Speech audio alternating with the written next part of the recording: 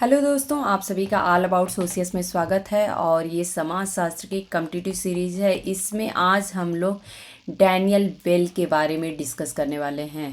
तो Daniel bell का आखिर में समाज शास्त्र में क्या योगदान रहा है, उनकी महत्वपूर्ण पुस्तकें कौन सी हैं, इन सब के बारे में हम लोग आज डिस्कस करेंगे। यहाँ पे आप लोग उनकी इमेज देख सकते हैं।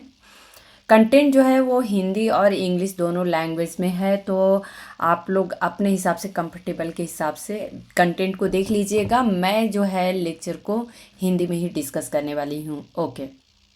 डैनियल बेल, जिनका जीवन काल जो रहा है 10 मई 1919 से 25 जनवरी 2011 तक रहा। यह एक अमेरिकी समाजशास्त्री, लेखक, संपादक और हार्वर्ड विश्वविद्यालय में प्रोफेसर थे, जिन्हें उत्तर औद्योगिकवाद यानी पोस्ट इंडस्ट्रियल या पोस्ट इंडस्ट्रियलिज्म की बात करें तो इसके अध्ययन में उनके योगदान के लिए जाना जाता है। तो आप लोग ये देखेंगे कि जो पोस्ट इंडस्ट्रियल की टर्म है ये डैनियल बेल से काफ़ी जुड़ा हुआ है, और अक्सर करके इनकी कुछ किताबें हैं उसमें भी पोस्ट इंडस्ट्रियल की बात आती है। तो की टर्म के रूप में हम डैनियल बेल के जानते हैं। ओके। उन्हें युद्ध के बाद के युग के अग्रणी अमेरिकी बुद्धिजीवियों में से एक के रूप में वर्णित किया गया है। उनकी 3 सबसे प्रमुख प्रसिद्ध कृतियां जो रही हैं, द एंड ऑफ आइडियोलॉजी 1960 में, the coming of post industrial society 1973 और the cultural contradiction of capitalism 1976। तो ये 3 किताबें जो हैं वो तो मोस्ट इम्पॉर्टेंट हैं, तो ये ज़रूर आप लोग ध्यान रखिएगा। इन तीनों किताबों को आप बिल्कुल माइंड में शिफ्ट कर लीजिएगा कि ये डैनियल बेल की किताब है। अक्सर करके मैक्सिमम जो एग्ज़ाम होते हैं उनमें इन्हीं किताबों से पूछ दिया जाता है, खास करके the coming of post industrial society जो है ये ज़रूर पूछ दी जाती है। ओके। सेम कंटेंट आप लोग यहाँ पे इंग्लिश में देख सकते हैं। डैनियल बेल टाइमलाइन जो इनका रहा है, मई 10 1919 to January 25 2011, was an American sociologist, writer, editor, and professor at Harvard University, best known for his contributions to the study of post-industrialism. He has been described as one of the leading American intellectuals of the post-war era. His 3 best known works are The End of Ideology, very important book है इनकी, The Coming of Post-Industrial Society and The Cultural Contradiction of Capitalism. Okay. इनके जीवनी के बारे में हम लोग थोड़ा समझेंगे। तो डैनियल बेल का जन्म 1919 में न्यूयॉर्क शहर के मैनहट्टन के लोअर ईस्ट साइड में हुआ था। तो कुल मिला के आप लोगों को ये जानना ज़रूरी है कि ये एक अमेरिकी समाजशास्त्री रहे हैं। उनके माता पिता बेंजामिन और अन्ना बोलोत्स्की यहूदी आप्रवासी थे जो मूल रूप से पूर्वी यूरोप से थे। वे परिधान उद्योग में काम करते थे, यानी क्लॉथ इंडस्ट्री में उनका पेशा था, वहाँ पे वो काम करते थे। जब वह 8 महीने के थे तब उनके पिता की मृत्यु हो गई और वह काफ़ी करीब हो गए थे। अपनी माँ और अपने बड़े भाई लियो के साथ रिश्तेदारों के साथ वह रहते थे। जब वह 13 साल के थे तो वो परिवार का नाम बोलोत्स्की से बदलकर बेल कर दिया गया। ओके। शिक्षा की बात करें, बेल ने स्टूवेसेंट हाई स्कूल में स्नातक की पढ़ाई प्राप्त की। उन्होंने 1938 में सिटी कॉलेज ऑफ न्यूयॉर्क में से स्नातक की डिग्री प्राप्त की और 1938 से 39 के बीच शैक्षणिक वर्ष के दौरान कोलंबिया विश्वविद्यालय में स्नातकोत्तर कार्य अपना पूरा किया। उन्होंने 1961 में कोलंबिया से समाजशास्त्र में पीएचडी प्राप्त की, जब उन्हें पारंपरिक डॉक्टरेट शोध प्रबंध के बजाय the end of ideology on the exhaustion of political ideas in the 50s जमा करने की अनुमति दी गई थी। तो ये 1960 का एक निबंध संग्रह था। ओके। आजीविका की बात करें यानी कि कैरियर की बात करें तो बेल ने अपना पेशेवर जीवन एक पत्रकार के रूप में शुरू किया। द न्यू लीडर पत्रिका के प्रबंध संपादक फॉर्च्यून के श्रम संपादक और बाद में द पब्लिक इंटरेस्ट पत्रिका के सह संपादक, जो कि अपने कॉलेज के दोस्त इरविंग किस्ट्रोल के साथ रहे। तो कुछ न्यूज़पेपर जो हैं वो आप लोगों को, मैगज़ीन जो है वो आप लोगों को यहाँ पे समझना है कि द न्यू लीडर से कौन संबंधित है, या फिर फॉर्च्यून से कौन संबंधित है, या फिर द पब्लिक इंटरेस्ट मैगज़ीन जो था इससे संबंधित कौन थिंक कर रहे हैं। तो ये डैनियल बेल हैं। ये एक इम्पॉर्टेंट फैक्ट्स हैं, ये आप लोग ज़रूर ध्यान रखिएगा। समटाइम्स एग्ज़ाम में इस टाइप के क्वेश्चन पूछ दिए जाते हैं। ओके, 1940 के दशक के अंत में बेल शिकागो विश्वविद्यालय के कॉलेज में सामाजिक विज्ञान के प्रशिक्षक थे। 1950 के दशक के दौरान यह सांस्कृतिक स्वतंत्रता के लिए कांग्रेस के करीब थे। इसके बाद उन्होंने समाजशास्त्र पढ़ाया, पहले कोलंबिया में 1959 से लेकर 1969 तक, और फिर 1990 में अपनी सेवानिवृत्ति तक हार्वर्ड में उन्होंने पढ़ाया। उन्हें 1964 में American academy of arts and sciences का फेलो चुना गया और 1978 में अमेरिकन फिलोसॉफिकल सोसाइटी का सदस्य चुना गया। बेल 1987 में कैम्ब्रिज विश्वविद्यालय में अमेरिकी इतिहास और संस्थानों के विजिटिंग पीठ के प्रोफेसर भी थे। उन्होंने 1965 में प्रौद्योगिकी पर राष्ट्रपति के आयोग के सदस्य के रूप में और 1979 में 1980 के दशक के लिए राष्ट्रीय एजेंडा पर राष्ट्रपति के आयोग के सदस्य के रूप में भी कार्य किया था। ओके, बेल ने एंटीओक रिव्यू के सलाहकार बोर्ड में काम किया और पत्रिका में अपने कुछ सबसे प्रशंसित निबंध प्रकाशित किए, जिसमें ये आप लोगों को इम्पॉर्टेंट फैक्ट मिल रहा है, ये आप लोग ध्यान दीजिएगा। एंटीओक रिव्यू भी जो है वो डैनियल बेल से संबंधित है। क्राइम, क्या क्या इनके एसेज रहे हैं उसमें, तो crime as an American way of life 1953, socialism the dream and the reality 1952, जापानी notebook 1958, ethics and evil framework for 21st century culture 2005, and सबसे लास्ट का हम लोग देखेंगे the reconstruction of liberal education a foundational syllabus 2011, जिसमें इनकी मृत्यु भी हो गई थी 2011 में। ओके, बेल को हार्वर्ड, शिकागो विश्वविद्यालय और संयुक्त राज्य अमेरिका के 14 अन्य विश्वविद्यालयों के साथ साथ जापान में एडिनबर्ग नेपियर विश्वविद्यालय और कीयो विश्वविद्यालय से मानद उपाधियां प्राप्त हुई। उन्हें 1992 में अमेरिकन सोशियोलॉजिकल एसोसिएशन से लाइफ टाइम अचीवमेंट अवार्ड और 1993 में American academy of arts and sciences से सोशल साइंसेस के लिए टैलकट पार्सन्स पुरस्कार भी मिला था। उन्हें 1995 में फ्रांसीसी सरकार द्वारा टोकेविले पुरस्कार दिया गया था। बेल सेंटोरी फाउंडेशन के निदेशक थे। ये आप लोगों के लिए एक इम्पॉर्टेंट फैक्ट है कि सेंटोरी फाउंडेशन से कौन से विचारक संबंधित हैं, तो ये हैं डैनियल बेल। आप लोग देख सकते हैं एक एक फैक्ट जो ऐसा है जो कि हम लोग डैनियल बेल के बारे में पहले कभी नहीं पढ़े होंगे। तो आप लोगों को ये सारे फैक्ट्स जो हैं जो मैं इम्पॉर्टेंट बताती जा रही हूँ वो ज़रूर आप लोग डैनियल बेल के जो पोर्शन है उसमें आप लोग ज़रूर राइट डाउन कर लीजिएगा। और American academy of arts and sciences के निवासी विद्वान थे। ओके, बेल ने एक बार खुद को अर्थशास्त्र में समाजवादी, राजनीति में उदारवादी और संस्कृति में रूढ़िवादी बताया था। ये अब फैक्ट अपने आप में कैसे निकल के आता है, क्वेश्चन ये पूछा जाएगा कि ऐसे कौन से विचारक हैं जिन्होंने अपने आप को अर्थशास्त्र में समाजवादी, राजनीति में उदारवादी और संस्कृति में रूढ़िवादी बताया था। तो ये हैं डैनियल बेल, आप लोगों को पता होना चाहिए। ओके, सेम कंटेंट को यहाँ पे आप लोग इंग्लिश में देख सकते हैं और नेक्स्ट पेज हम लोग देखेंगे। फॉन्ट थोड़े छोटे हैं बट आप लोग चाहिए तो जूम करके आप लोग रीड कर लीजिएगा। ओके, ऑलरेडी सेम कंटेंट को हम लोग हिंदी में डिस्कस कर चुके हैं। ओके, बेल को उत्तर औद्योगिकवाद में उनके योगदान के लिए जाना जाता है। उनकी सबसे प्रभावशाली पुस्तकें जो हैं the end of ideology, the cultural contradiction of capitalism, the coming of the post industrial society.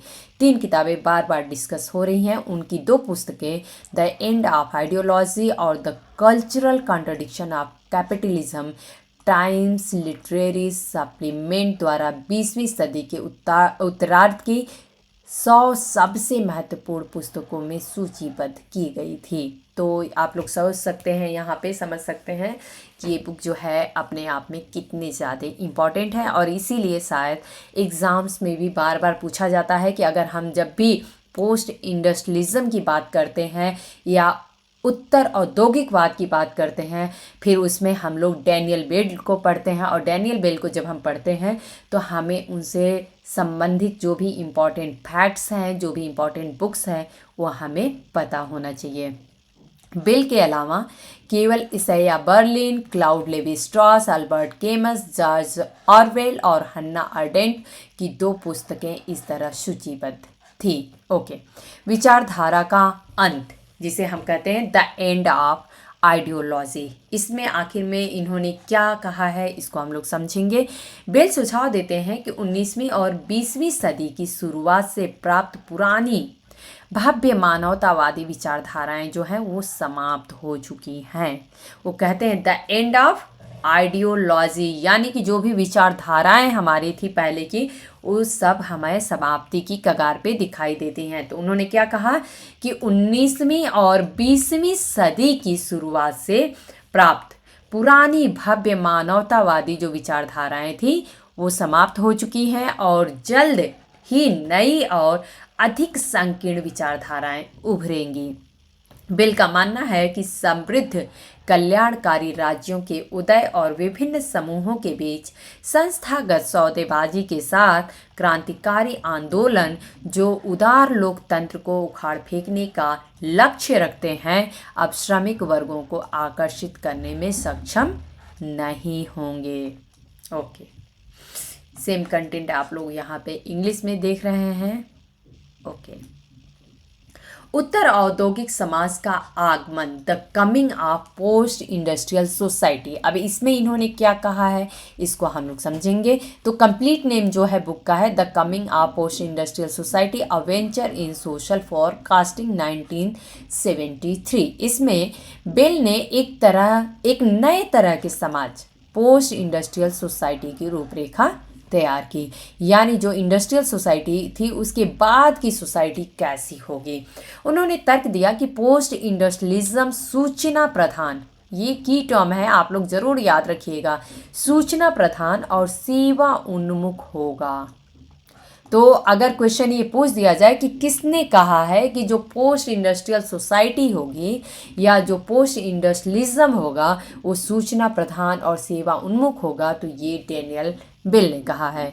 Bell ने यह भी तर्क दिया कि पोस्ट इंडस्ट्रियल सोसाइटी प्रमुख व्यवस्था के रूप में औद्योगिक समाज की जगह ले लेगी। ओके, बेल के अनुसार उत्तर औद्योगिक समाज के 3 घटक नजर आते हैं। पहला है विनिर्माण से सेवाओं की ओर बदलाव। हम ये देख रहे हैं मैन्युफैक्चरिंग सेक्टर से सर्विस सेक्टर की तरफ रुझान बढ़ रहा है। आजकल जो हम देखेंगे तो मैक्सिमम क्या कहते हैं, हम ये कहते हैं आज का जो समय है वो डाटाबेस का समय है, यानी आप लोग देखेंगे हर एक कंपनी जो है वो इंफॉर्मेशन कलेक्ट करने में लगी हुई है। ऑलरेडी हम लोग किसी लेक्चर में अपने पिछले इसमें डिस्कस किए थे कि किस प्रकार से हम घर बैठे ही अपने हर एक डाटा को, चाहे हम कहीं शॉपिंग करने जाते हैं, चाहे हम टिकट बुक करते हैं, चाहे हम कुछ भी कर रहे हैं, एनी एक्टिविटी, हम अपने इंफॉर्मेशन दूसरे को शेयर कर रहे हैं। हम अपनी लोकेशन बताते हैं कि हम कहाँ जा रहे हैं, हम क्या कर रहे हैं, किससे मिलते हैं, हर एक इंफॉर्मेशन को हम अपने डिटेल को शेयर कर रहे हैं। यानी कि जो विनिर्माण से हम देखेंगे कि सेवाओं की ओर हमें ट्रांसफॉर्मेशन या चेंजेस दिखाई दे रहे हैं। नए विज्ञान आधारित उद्योगों की केंद्रीयता नजर आती है। नए तकनीक जो है वह अभिजात वर्ग का उदय और स्तरीकरण की एक नए सिद्धांत का आगमन करता है। तो जो न्यू टेक्निक हमें दिखाई रही है, नई नई टेक्नोलॉजी आ रही है, इससे हम क्या देखेंगे कि एक न्यू टेक्नोलॉजिकल जो हमारा अभिजात वर्ग है वो उभर के आ रहा है और स्तरीकरण का एक नए सिद्धांत का आगमन दिखाई देता है। बिल वैचारिक रूप से उत्तर औद्योगिक समाज के 3 पहलुओं के बीच अंतर स्पष्ट करते हैं। डेटा या अनुभवजन्य दुनिया का वर्णन करने वाली जानकारी या उस डेटा का सांख्यिकीय विश्लेषण जैसे सार्थक सिस्टम और पैटर्न में संगठन, और ज्ञान जिसे बिल निर्णय लेने के लिए सूचना के उपयोग के रूप में अवधारणा बनाते हैं। बिल ने प्रकाशन से पहले टैलकट पार्सन्स के साथ the coming of post industrial society की पांडुलिपि पर चर्चा किए हैं। तो यहाँ पे एक क्वेश्चन और आप लोगों के लिए बनता है कि क्या डैनियल बिल जो है वो टैलकट पार्सन्स के समकालीन हैं। तो यहाँ पे आप लोगों को इस लाइन से पता चलता है कि टैलकट पार्सन्स और जो डैनियल बिल हैं ये हमें एक साथ दिखाई देते हैं, और ये भी देख रहे हैं कि the coming of post industrial society की जो पांडुलिपि है इस पे इन्होंने चर्चा की है। ओके,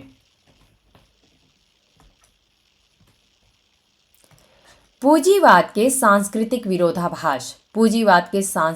विरोधाभास जो कि हमें 1976 में बुक दिखाई देती है sorry, cultural contradiction of capitalism. Okay, bill का तर्क है कि 20वीं सदी के पूंजीवाद के विकास ने उपभोक्तावादी तत्काल आत्मसंतुष्टि के सांस्कृतिक क्षेत्र और आर्थिक क्षेत्र में कड़ी मेहनत करने वाले उत्पादक व्यक्तियों की मांग के बीच विरोधाभास को जन्म दिया है। तो आप देखेंगे कि आज हमें जो चाहिए वो हम तुरंत जैसा चाहिए वैसा हम लेके और अपने रिक्वायरमेंट को पूरी कर लेते हैं। तो इन्होंने कहा कि ये हमें एक सांस्कृतिक कल्चरल कंट्राडिक्शन दिखाई देता है। बिल ने इसे अपने 3 क्षेत्रों पद्धति के माध्यम से स्पष्ट किया जो आधुनिक समाज को सांस्कृतिक, आर्थिक और राजनीतिक क्षेत्रों में विभाजित करता है। ये भी एक इम्पॉर्टेंट फैक्ट है कि कौन ऐसे विचारक है जिन्होंने आधुनिक समाज को सांस्कृतिक, आर्थिक और राजनीतिक क्षेत्रों में विभाजित किया है। तो आंसर होगा डैनियल बिल। बिल की चिंता यह है कि युद्ध के बाद के वर्षों में कल्याणकारी राज्य के विकास के साथ अधिक से अधिक आबादी की मांग है कि राज्य उन सुखवादी इच्छाओं को पूरा करे जिन्हें सांस्कृतिक क्षेत्र जो है वो प्रोत्साहित करता है। यह राज्य के लिए निरंतर विकास के लिए अनुकूल मजबूत आर्थिक वातावरण बनाए रखने की निरंतर आवश्यकता के साथ मेल खाता है। बिल के लिए प्रतिस्पर्धी विरोधाभासी मांगें राज्य पर अत्यधिक दबाव डालती हैं, जो 1970 के दशक की आर्थिक अशांति, राजकोषीय दबाव और राजनीतिक उथल-पुथल की विशेषता में प्रकट हुई है। तो इसके कारण आप लोग यहाँ पे देख सकते हैं कि इन्होंने पहला तो सांस्कृतिक माना, आर्थिक अशांति भी इनको दिखाई दी, तो इन्होंने क्या किया, आर्थिक पक्ष को भी लिया, और राजकोषीय दबाव हमें दिखाई देता है, राजनीतिक उथल पुथल भी दिखाई दिया। तो इसके लिए हमें राजनीतिक क्षेत्र, तो आप लोगों का आर्थिक अशांति, राजकोषीय दबाव में हमारा आर्थिक पक्ष आता है। ओके, अमेरिकी राजनीति में महत्वपूर्ण बदलावों के समय लिखी गई the cultural contradiction of capitalism युद्ध के बाद के उदारवाद के संकट के कारणों की पेशकश करती है। ओके, सेम कंटेंट यहाँ पे आप लोग देख सकते हैं।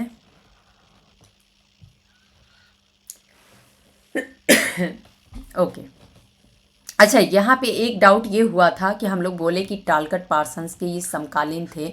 इन्होंने ये उनके समकालीन नहीं थे, बल्कि ये है कि इन्होंने जो the coming of post industrial society है इसके पहले, इस मैन्युस्क्रिप्ट को लिखने के पहले इन्होंने जो टैलकट पार्सन्स का जो पब्लिकेशन है उसको इन्होंने डिस्कस किया था। तो थोड़ा सा आप लोग इसको करेक्शन कर लीजिएगा। ओके, क्योंकि हम देखेंगे कि इनका जो जीवन काल है वो 2011 तक चला है, और ये पोस्ट इंडस्ट्रियल सोसाइटी की बात करते हैं, जबकि टैलकट पार्सन्स हमारे बहुत पहले के थिंकर हैं और उन्होंने ग्रैंड थ्योरी की बात की है। तो एक मिनट, उन्होंने किसकी बात की है, आप सभी को पता है, उन्होंने ग्रैंड थ्योरी की बात की है। तो यहाँ पे दोनों थिंकर जो हैं वो अलग अलग हमें नज़र आते हैं। Okay, the cultural contradiction of capitalism already हम लोग डिस्कस कर चुके हैं।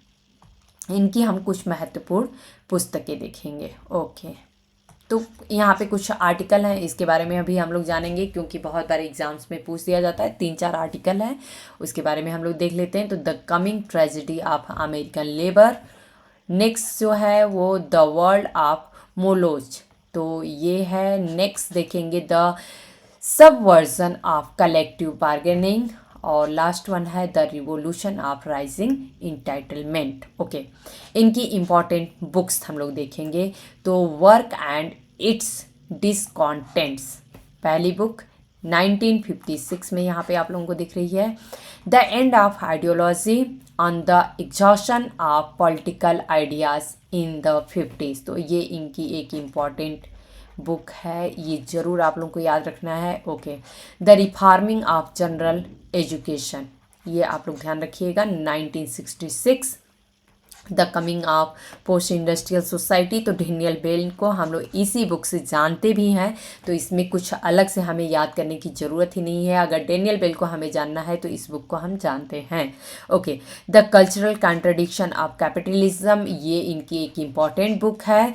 The winding passage, essays and sociological journey, तो ये 1960 से 1980 तक की इन्होंने किया है और 1980 में ये पब्लिश हुआ था। Okay, the social science since the second world war, ये भी इनकी एक इम्पॉर्टेंट बुक है। 1982 में ये बुक पब्लिश होती है। कुछ फ्रंट पेज कवर हम लोग देखेंगे यहाँ पे, तो यहाँ पे आप लोग देख सकते हैं the cultural contradiction of capitalism, important book है। The end of ideology, the radical right. Next book देखेंगे हम लोग Marxian socialism in the United State. Next book देखेंगे the winding passage. Okay, next book sorry communitarianism and its critics, तो ये 1993 की book दिख रही है। नेक्स्ट बुक हम लोग देखेंगे। Okay, the reforming of general education, work and its discontents. Next book है ये आई थिंक ऑलरेडी हम लोग डिस्कस कर चुके हैं, the cultural contradiction of capitalism, ये एक बार फिर से आ गया। New American right, Daniel Bell की एक बुक लिखी हुई है। ओके, ये बुक आप लोग नहीं हो करिएगा क्योंकि इसको इंग्लिश वर्जन इसका दूसरा है। ओके, नेक्स्ट देखेंगे the social sciences since the second world war, the future of technology, तो ये एक इनकी और इम्पॉर्टेंट बुक है। 2011 पब्लिश हुई है डेनियल बेल की। ओके, यहाँ पे आप लोग देख सकते हैं the radical right, the new American right expanded and updated, तो ये डेनियल बेल की एक बुक है। और यहाँ पे एक बुक दिख रही है the radical right the new, okay same book है, सॉरी ये अगेन मैंने यहाँ पे कर दिया है, तो सेम यही बुक है, the radical right the new American right expanded and updated, तो ये आप लोग ध्यान रखिएगा। ओके दोस्तों, तो आज हम लोग डेनियल बेल के बारे में कुछ इंपॉर्टेंट फैक्ट्स जाने, जो कुछ फैक्ट्स था जो आप लोगों को पहले से पता रहा होगा, कुछ ऐसे फैक्ट्स हैं जो कि आई होप आप लोगों को पहली बार पता चला होगा। तो आप लोग डेनियल बेल का एक सेपरेट अपना पेज पे जस्ट जो भी सारे टॉपिक्स आप लोग ये मत सोचिएगा कि पीजीटी का है या फिर ये नेट के लिए है या फिर हम किसी दूसरे एग्ज़ाम के लिए। जब भी अगर हम उत्तर आधुनिकतावाद को पढ़ेंगे या फिर हम उत्तर उद्योगवाद को पढ़ेंगे तो आप लोग देखेंगे कि ये थिंकर्स हमें बार बार दिखाई देते हैं, और जब डेनियल बेल को अगर हम पढ़ते हैं तो फिर उनके बारे में हमें हर एक फैक्ट जो है वो पता होना चाहिए। तो आप लोग ज़रूर से इम्पॉर्टेंट जितना भी मैंने बताया है वो ज़रूर आप लोग नोट कर लीजिएगा। मिलते हैं नेक्स्ट लेक्चर में, धन्यवाद।